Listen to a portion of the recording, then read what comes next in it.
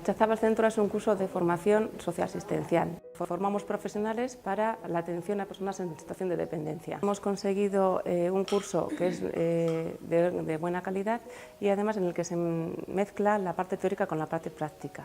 Todas las personas que hacen el curso lo hacen en situación casi real, para que luego cuando vayan a los centros pues ya vayan con otra seguridad y sabiendo siempre lo que tienen que hacer y cómo lo tienen que hacer. Los cursos que se ofrecen son, uno es el de formación para el trabajo, es de trebakuntza profesionala. También se hace hincapié en la perspectiva de género, porque este es un mundo hasta ahora muy sesgado, entonces tenemos que empoderar a las mujeres para cuidar bien y para no perderse en ese cuidado. Y luego también le damos mucha importancia al saber hacer las cosas. Tenemos que aprender a hacer bien las higienes, a hacer bien las transferencias, como en este caso de la cama a la silla.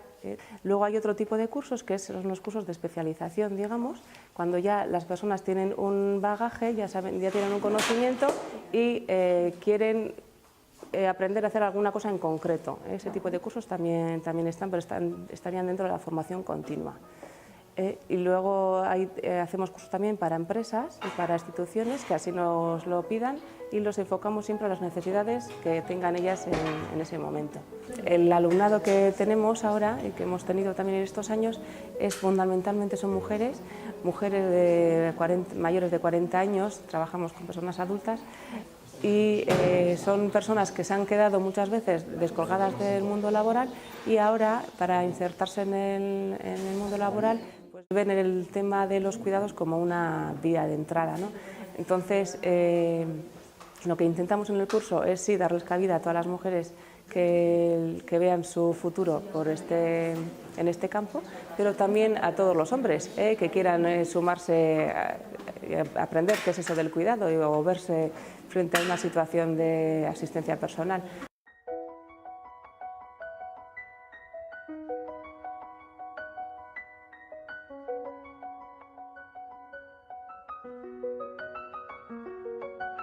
Seguir la vía de las colaboraciones, tanto con la administración como con otro tipo de entidades que hay en este campo y seguir ofertando una formación de calidad, que tenga el sello de Cuchazabal, que es nuestro sello en particular.